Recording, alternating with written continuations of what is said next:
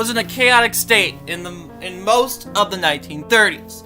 The world was recovering from World War I and the Great Depression, and communism and fascism would rise. Japan at this time was a fascist imperialist nation during this time and wished to expand furthermore into Asia, creating an Asian co-prosperity sphere.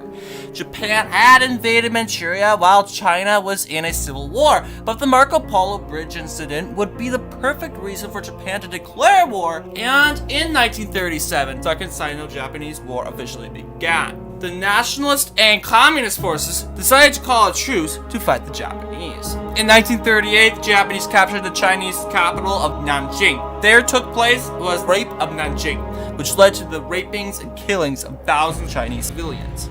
The Japanese also managed to land in southern China using Japanese Taiwan. In 1939, the Japanese continuously began to enter into China, expanding down the Mongol border and into southeastern China. During this time, World War II officially began, and the two nations would get involved in that conflict also. For much of the 40s, there had been skirmishes on the borders between China and Japan. But in 1941, the United States entered the conflict and began aiding China. For the years of 1942 and 1943 would be skirmishes on the borders, and no advancements would be made on either side. But in 1944, with American victories in the Pacific, the Japanese encircled Chinese territories in the east, connecting their territories with Indochina.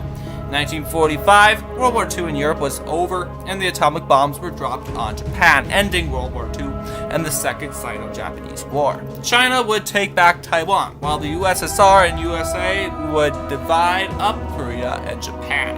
The war was bitter for China, but thousands of Chinese began to celebrate VJ Day, a day to celebrate the end of centuries of humiliation. However, the Chinese still had to have a civil war to fight.